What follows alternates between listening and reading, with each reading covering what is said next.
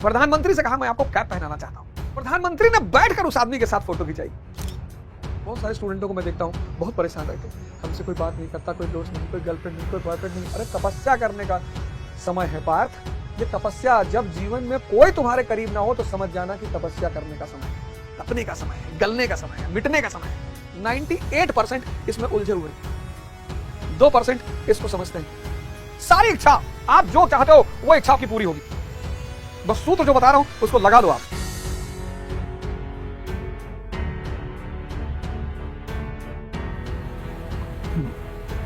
जय हिंद फ्रेंड्स।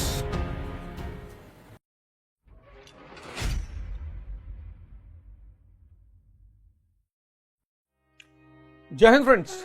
गुरुदेव भगवान के चरणों में सादर चरण स्पर्श, सादर नमन, सादर वंदन। धर्म यानी नियम किसके?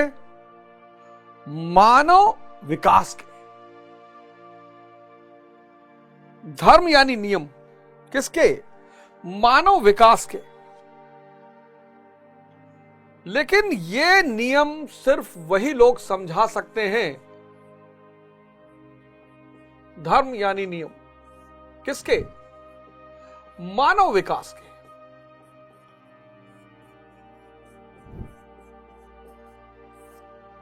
लेकिन ये नियम सिर्फ वही पढ़ा सकते हैं, वही समझा सकते हैं जिनको ये नियम समझ में आए। अब ऐसे समझो कि चतुर्लिंगम मॉडल जो है रट लिए। 3 इडियट जो मूवी है वो उसका पूरा सार आप देखो।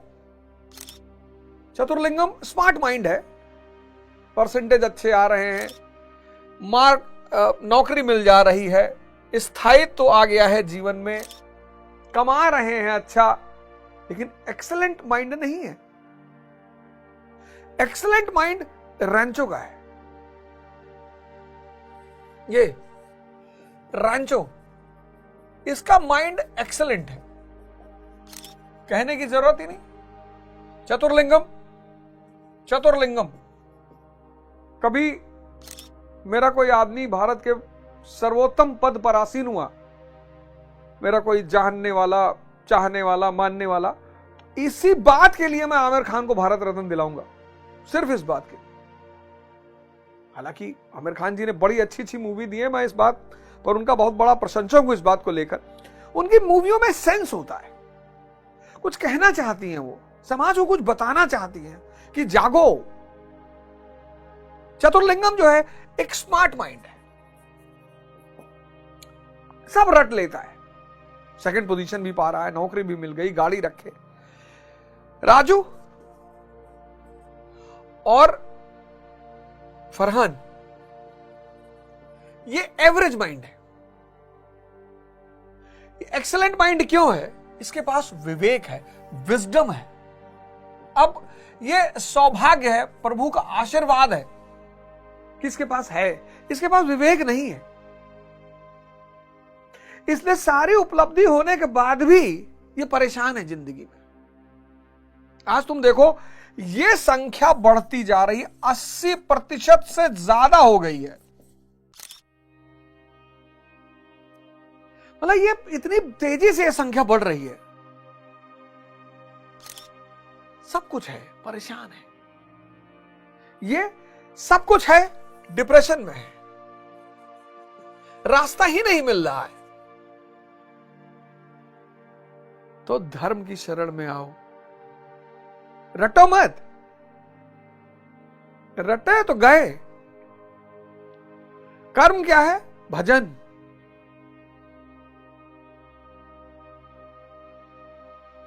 अब 90% दुनिया 98% सुख की तलाश में है, जबकि आनंद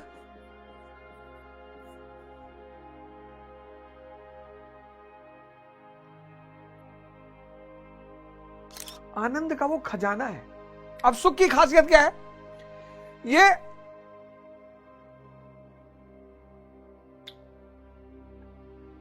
अस्थाई है।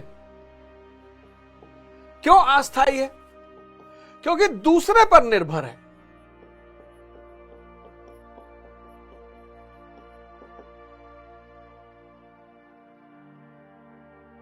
अस्थायी है, दूसरे पर निर्भर है, सीमित है, एक उम्र के बाद वो भी नहीं मिलेगा, मन और इंद्रियों से जुड़ा हुआ है,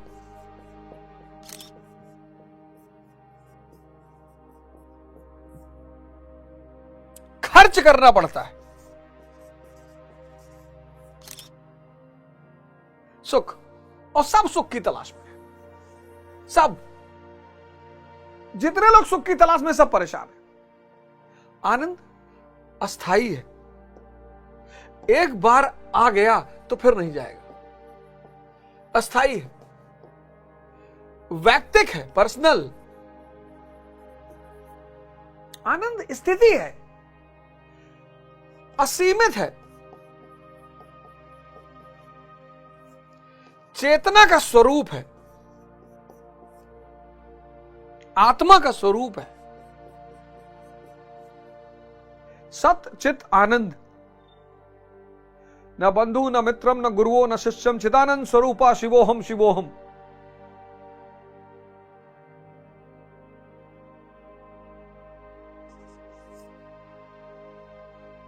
कोई धन, किसी व्यय, किसी खर्च की जरूरत नहीं, नो एक्सपेंडिचर।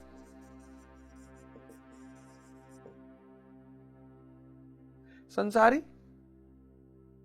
सुख की तलाश में। सीता जी सोने का हिरन देख ली, होता ही नहीं। सुख को चाहे तुम सोने का हिरन कहो, सोने का हिरन होता ही नहीं। चाहे तुम माया कहो, चाहे तुम मिराज कहो साइंस का,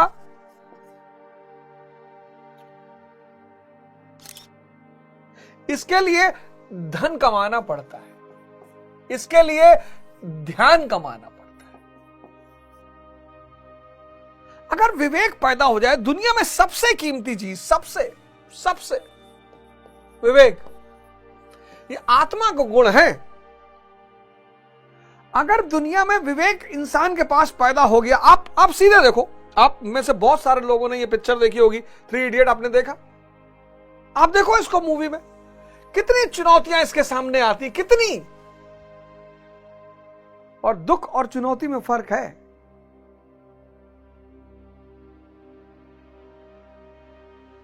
इसके सामने पहली चुनौती कौन सी आई? रैगिंग वाली। कैसे निपटा इसने, याद करिए उस सीन को। इसके सामने दूसरी चुनौती कौन सी आई? जब वो डीन कहता पढ़ाओ, समझाओ हमें, आज तुम पढ़ाओगे। तीसरी चुनौती कौन सी आई? कि दोस्त फेल ना होने पाए। चौथी चुनौती कौन सी आई? Examination hall. चौथी पांचवी चुनौती बच्चे की डिलीवरी, और इत्यादि, एटसेट्रा एटसेट्रा एटसेट्रा। और हर चुनौती से यह बाहर निकला। क्यों? क्योंकि विवेक है इसके पास। और तुम विवेक के विकास पे ध्यान ही नहीं दे रहे हो। और विवेक एक ही तरीके से पैदा होता है, सेवा करने से। इसलिए आश्रम होते थे, राजा महाराजा अपने बच्चों को भेजते थे कि जाओ, झाड़ू लगाओ, पोछा लगाओ, वॉशरूम साफ करो, गुरु का पैर दबाओ। अहम कम होगा, अहम कम होगा, विवेक पैदा होगा।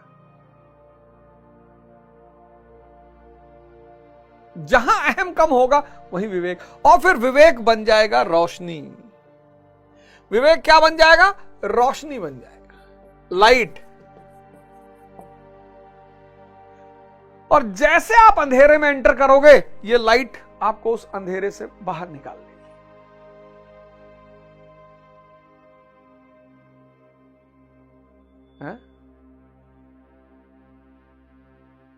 निष्काम कर्म या बुद्धिज्म का प्रतित्व समुत्पाद, दोनों एक ही है। सारी इच्छा, आप जो चाहते हो वो इच्छा आपकी पूरी होगी। बस सूत्र जो बता रहा हूं उसको लगा लो आप। तो आज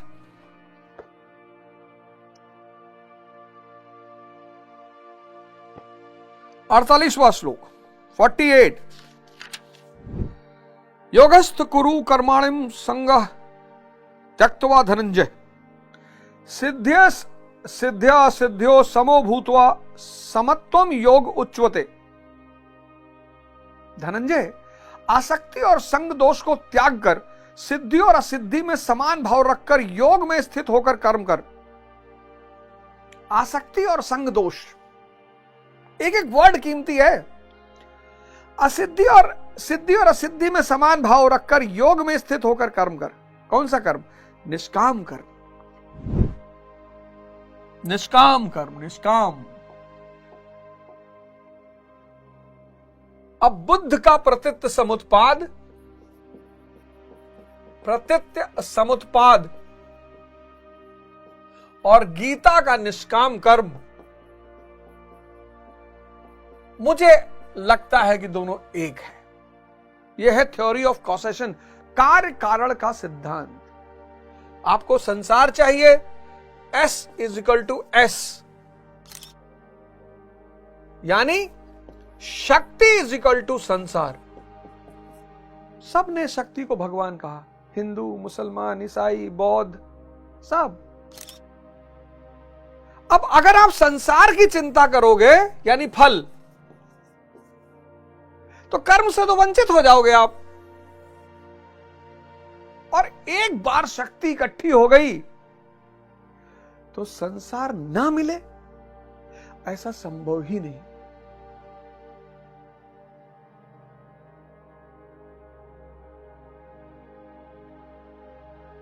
हजार करोड़ रुपए के आप मालिक हो गए और आप कह रहे हैं कि मर्सिडीज नहीं खरीद पाएंगे। अब जो मर्सिडीज की चिंता कर रहा है उसके पास 1000 करोड़ आएंगे ही नहीं। जो संसार में उलझा हुआ है उसके पास संसार आएगा ही नहीं। निष्काम कर्म, शक्ति का विस्तार करो। मन की शक्ति, शरीर की शक्ति, जब शक्ति पैदा हो जाएगी, शक्ति का परिणाम है संसार। इसको सोचने से यह नहीं मिलेगा, लेकिन इसको करने से यह मिल जाएगा। क्योंकि संसार क्या है? शक्ति का परिणाम। 98% इसमें उलझे हुए हैं, 2% इसको समझते हैं। तुम सोच के देखो, मन की शक्ति, शरीर की शक्ति पैदा हो गई, शक्ति का परिणाम है संसार।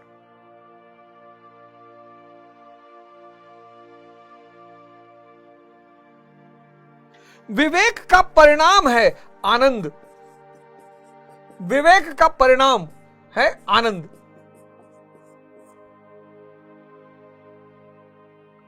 सबसे ज्यादा सुमिरन करने का टाइम किसके पास है पता है? मजदूरों के पास। पर वो कर ही नहीं सकते। मजदूरों से कोई मिलने वाला ही नहीं, कोई बोलने वाला नहीं, कोई रिश्तेदारी करने वाला नहीं, कोई रिलेशन करने वाला है ही नहीं। वो इसी बात पे दुखी है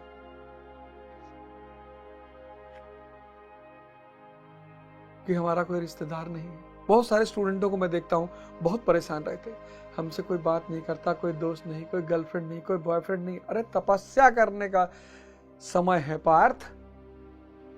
ये तपस्या, जब जीवन में कोई तुम्हारे करीब ना हो तो समझ जाना कि तपस्या करने का समय है,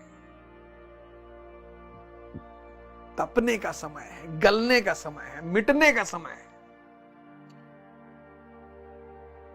क्या नाम है वो पैरा ओलंपिक में जो छोटे कद का है, जो भी XYZ नाम बताओ, प्रधानमंत्री ने बैठकर उस आदमी के साथ फोटो खिंचाई।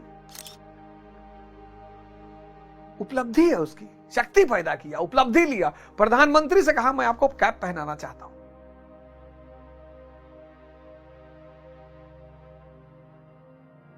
किसी की मजाल है? और प्रधानमंत्री का सहृदयता देखो, बेचारे बैठ गए जमीन पे।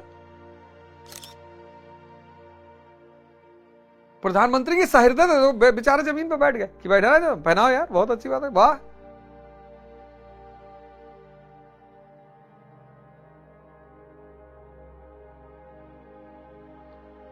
समत्व भाव ही योग कहलाता है। समत्व, ये जो समत्व भाव है ना, समत्व भाव,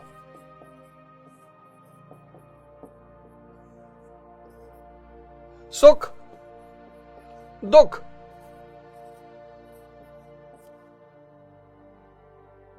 ये दोनों इंटरकनेक्टेड है। जहां सुख है वहां दुख है, लेकिन जहां आनंद है वहां दुख नहीं, क्योंकि आंतरिक दशा है ना। आपकी लोग तारीफ कर रहे हैं, आप फूले नहीं समा रहे हैं, सुख हो रहा है। भाई आज सोशल मीडिया के दौर में जब कोई एक्स्ट्राऑर्डिनरी काम कर रहा है तो लोग उसको चढ़ा दे रहे हैं। वहां भी सब्सक्राइबर खसीट रहे हैं, चढ़ाने में भी। और जब वो चढ़ जा रहा है तो उसको ट्रोल कर रहे हैं,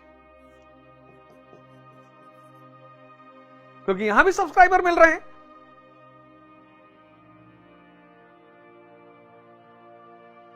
सुख दुख, तारीफ और बुराई, जो भी आपकी तारीफ कर रहा है वो मौके की तलाश में है। जिस दिन मौका पा जाएगा पहला वही आदमी होगा जो आपकी बुराई करेगा। नियम है ये।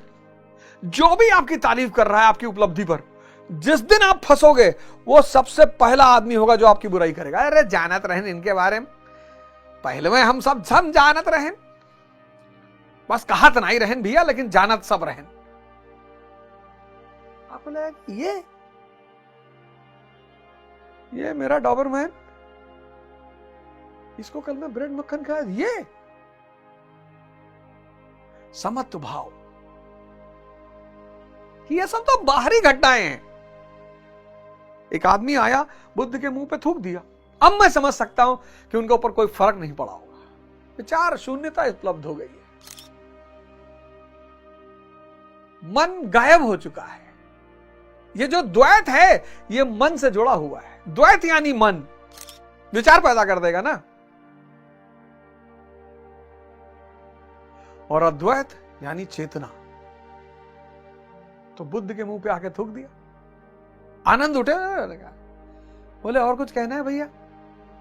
नहीं। हाँ तो बोले जाओ। फिर दूसरे दिन आया, रोने लगा, कहा बाबूजी गलती हो गई।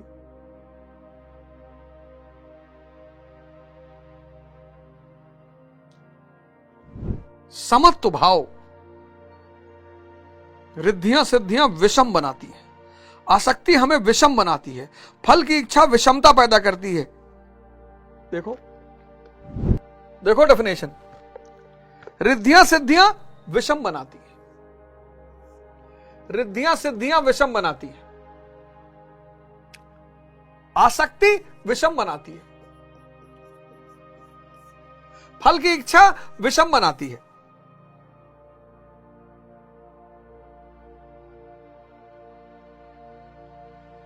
प्राप्ति अप्राप्ति विषम बनाती है। ये सब विषम बनाती है। रिद्धि सिद्धि की ताकत आ जाए, मंत्र पढ़े हो, पानी ले हो, मारे तुरंत, और सब दुश्मन हमारे सारे दुश्मन तुरंत बकरा बन जाए। ज्यादातर लोग जो महाराज जी के आश्रम में आते हैं या किसी बड़े संत पुरुष से मिलते हैं तो वो जादू देखना चाहते हैं। जादूगर है, करिश्मा नहीं दिखाई पड़ता, आंख नहीं खुली है तुम्हारी, इतना बड़ा साम्राज्य, बड़े से बड़ा और छोटा से छोटा आदमी सेवा में तत्पर है। किसको? उस चैतन्य को।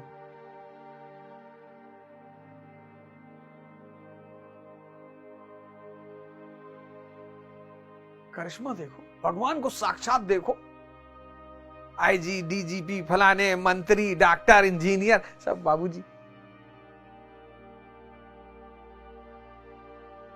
जादू देखने आते कि महाराज जी पानी बरसाए दे हैं। अब जादूगर है वे, भगवान है। जिनकी आंखें होती हैं वो वही देख पाते हैं। आसक्ति, चेतना सबकी है और किसी की नहीं है। आसक्ति विषम बनाती है, फल विषम। मैंने कहा ना, जो संसार के बारे में सोचेगा वो शक्ति का विकास कभी कर ही नहीं पाएगा। प्राप्ति अप्राप्ति की करी, आईएएस की तैयारी करी, बनब की ना बनब, तैयारी अगर कर लोगे ना कायदे की, आईएएस की, तो कुछ ना कुछ तो बन ही जाओगे और बहुत अच्छा बनोगे, शानदार वाला। ये सब चीजें विषम बनाती है, विषम। केवल योग में स्थित रहते हुए कर्म कर, योग से चित्त चलायमान ना हो। ये जो तुम्हारा मन है ना, वो योग से चलायमान ना हो। क्यों? योग एक पराकाष्ठा की स्थिति है और एक प्रारंभ की स्थिति भी होती है। योग दोनों है, योग की शुरुआत, योग का अंत। तो शुरुआत में, अब योग जब आपने शुरू किया, भजन शुरू किया, बहुत सारे लोग, योग बहुत प्यारा शब्द, योग, आपने भजन शुरू किया। तो जब आपने भजन शुरू किया यहां, तो बड़ा विचार मन में चल रहे हैं, भजन करेंगे शादी हो जाएगी, भजन करेंगे लड़का पैदा हो जाएगा, भजन करेंगे। और योग एक पराकाष्ठा है जहां ये सारी विषमताएं खत्म हो जाएगी, आत्मस्वरूप का दर्शन हो जाएगा, द्वंद्व खत्म, भ्रम खत्म। योग एक पराकाष्ठा की स्थिति है और एक प्रारंभ की स्थिति भी होती है। प्रारंभ में भी हमारी दृष्टि लक्ष्य पर ही रहनी चाहिए, अतः योग पर दृष्टि रखते हुए कर्म का आचरण करना चाहिए। समत्व भाव अर्थात सिद्धि और असिद्धि में संभाव ही योग कहलाता है। जिसको सिद्धि और असिद्धि विचलित नहीं कर पाती, विषमता जिसमें पैदा नहीं होती, ऐसा भाव होने के कारण वह समत्व योग कहलाता है। यह इष्ट से समत्व दिलाता है, इसलिए समत्व योग कहा जाता है। देखो कितने तरह के योगों की चर्चा करती है। समत्व योग, समत्व मतलब आप और परमात्मा दोनों एक हो गए, आप और आपका इष्ट दोनों एक हो गए, यह समत्व योग है। इसलिए समत्व योग। कामनाओं का सर्वथा त्याग कहते हैं, इसलिए निष्काम कर्म, निष्काम कर्म, कर्म करना है इसलिए कर्म योग कहते हैं। परमात्मा से मेल कराता है इसलिए नाम, इसका नाम योग अर्थात मेल। हेरत हेरत हे सखी मैं ही रहा हेराए, समत्व योग। कबीर इस पे चर्चा करते हैं, हेरत हेरत हे सखी, आपको और इष्ट को एक ही कर देता, दोनों में कोई अंतर ही नहीं बचता, समत्व योग। निष्काम कर्म, बस भजन चल रहा है, भजन करते हुए खाना बना रहे हैं। सुखीराम महाराज का बनाया हुआ कुछ भी आदमी खा ले, मतलब मैं रात में भोजन नहीं करता, लेकिन जब मैं आश्रम पहुंचता हूं तो सुखीराम महाराज कुछ भी लेकर आते हैं, उसमें इतना भाव होता है। उस भाव की वजह से भजन में बनाए हैं ना, उन्होंने बनाने के लिए नहीं बनाया है। भजन ये निष्काम कर्म। खाना बना रहे हो, सुमरन चले, भजन चले, पढ़ रहे हो, भजन चले, क्रिकेट खेल रहे हो, भजन चले, वॉक कर रहे हो, भजन चले। इसलिए इसको निष्काम कर्म, भजन यानी कर्म। और जैसे जैसे वो भजन विकसित होता जाएगा, फल तुम्हारे सामने आता जाएगा, तुम्हें कहने की जरूरत ही नहीं है। कर्म योग, कर्म करना है, भजन के सिवा कोई रास्ता ही नहीं। योग परमात्मा से मिलन।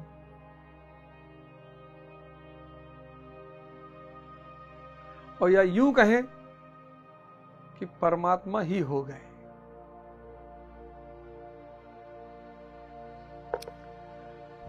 इसमें बौद्धिक स्तर पर ध्यान रखना पड़ता है कि सिद्धि और असिद्धि में संभाव रहे, आसक्ति ना हो, फल की वासना ना आए, इसलिए निष्काम कर्मयोग बुद्धि योग भी कहा जाता है।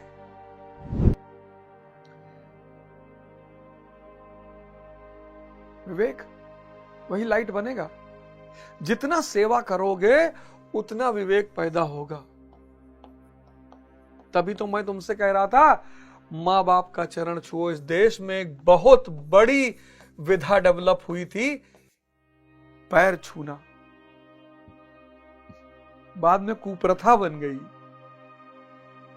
आज तो लोग ऐसा पैर छूते हैं किसी का भी।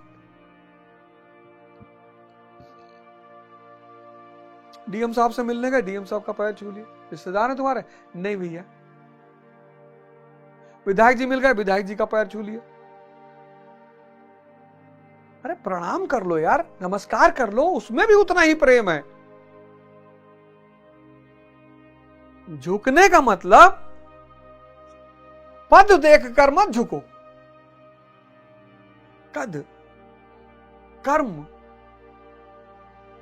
भाव।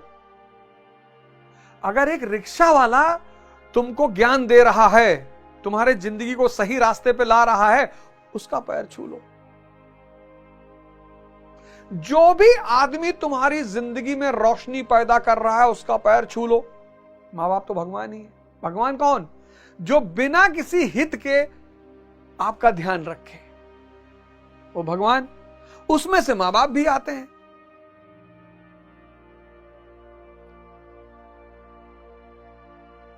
जितना सेवा करोगे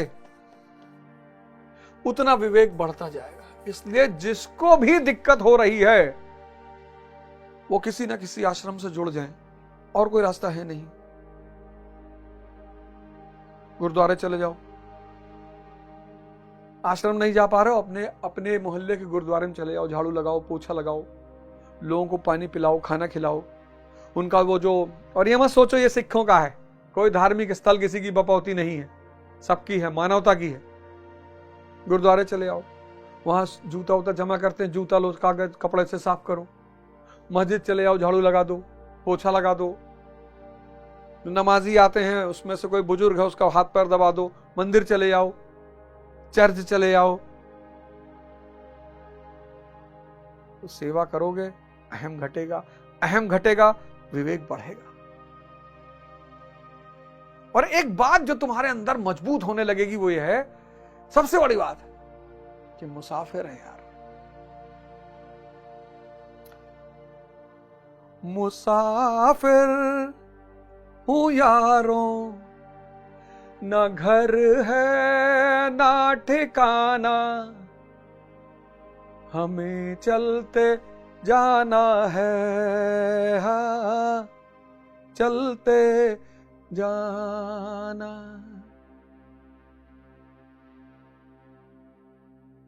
मुसाफिर है, ये भाव पैदा होगा। शुरुआत में थोड़ी घबराहट होगी, लेकिन धीरे धीरे ये भावना और मजबूत होती चली जाएगी कि मुसाफिर है, ये धरती एक सराय है।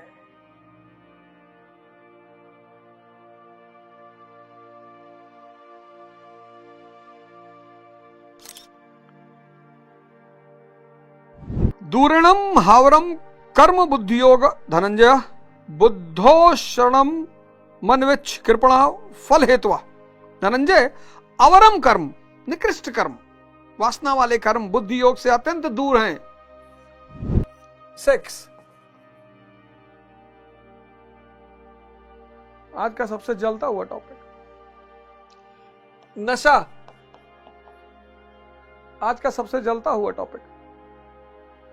जुआ आज का सबसे जलता हुआ टॉपिक।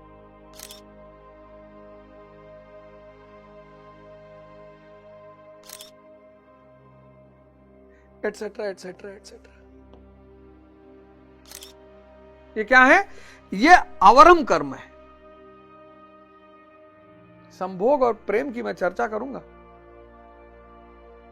ये सेक्स कहता है शरीर,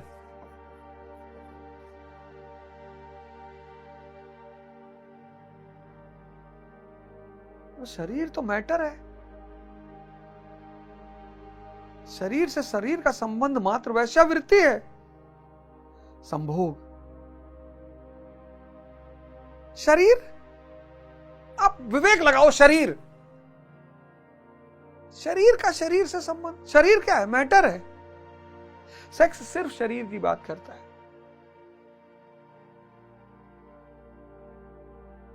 इसीलिए तो लोग शरीर के सौंदर्य को लेकर आज बहुत जागरूक हो गए।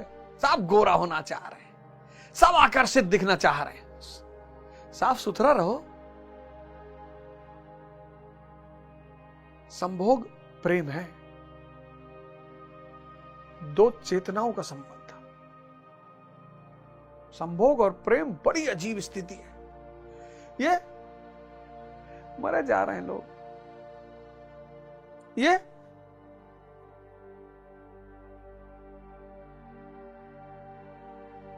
सबसे सरल माध्यम विचार शून्य होने का कुछ समय के लिए, लेकिन पैसा और शरीर दोनों खाए जा रहा है।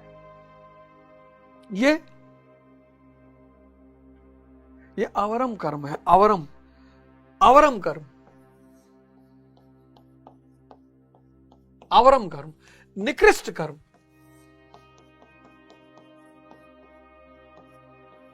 निकृष्ट कर्म। और ये बुद्धि योग, विवेक से बहुत दूर है। आज तुम देखो, जैसे जैसे समाज में विवेकशीलता कम हो रही है, वैसे वैसे समाज का पतन हो रहा है।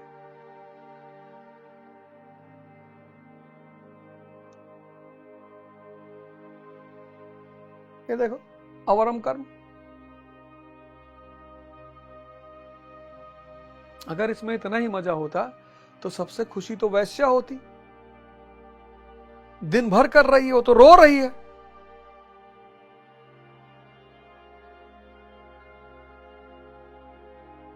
वो तो रो रही है। ये साधु संत महात्मा भी कहते ले आओ, प्रसाद है। ये तो बिल गेट्स को बिजनेस करने की जरूरत ही क्या थी? जुआ खेल के अमीर हो जाता। वे आत्मा के साथ उदारता नहीं बरतते, अतः समत्व बुद्धि योग का आश्रय ग्रहण कर बुद्धि विवेक को जिंदा कर।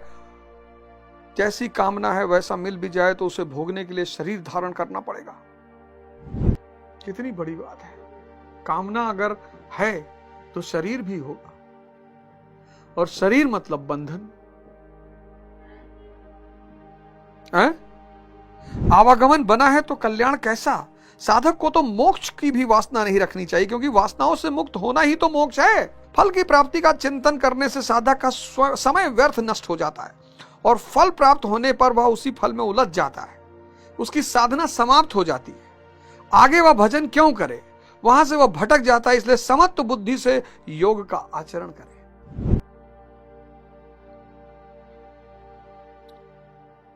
कामना किया तो शरीर धारण करना पड़ेगा। शरीर धारण होगा तो बंधन हो जाएगा। फल मिल जाएगा, फल में उलझ जाओगे। फल में उलझे सब खत्म। ज्ञान मार्ग को भी श्री कृष्ण ने बुद्धि योग कहा था कि अर्जुन, यह बुद्धि तेरे लिए ज्ञान योग के विषय में कही गई, और यहां निष्काम कर्म योग को भी बुद्धि योग कहा गया है। वस्तुतः दोनों में बुद्धि का दृष्टिकोण का ही अंतर है।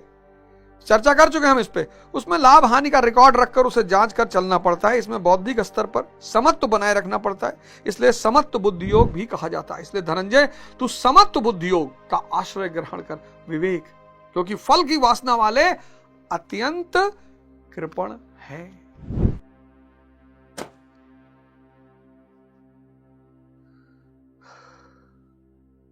भजन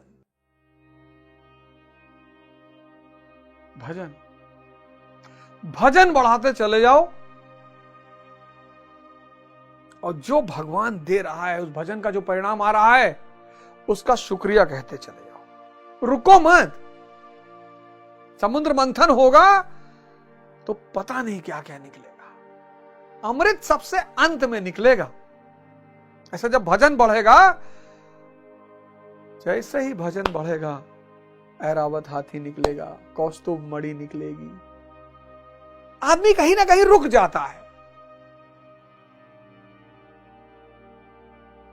जैसे ही भजन बढ़ेगा, भजन शुरू होगा तो पहले विष निकलेगा। जब विष सारा निकल जाएगा तब ऐरावत हाथी निकलेगा, उराश्रो घोड़ा निकलेगा, कौस्तुभ मणि निकलेगी, उर्वशी निकलेंगी। आधा ज्यादा लोग वहीं रुक जाते हैं। लक्ष्मी जी निकलेंगी, और अंततः अमृत, वो अमर तत्व आत्मा असीमित है, अनंत है, अनित्य है, अनिष्ट है।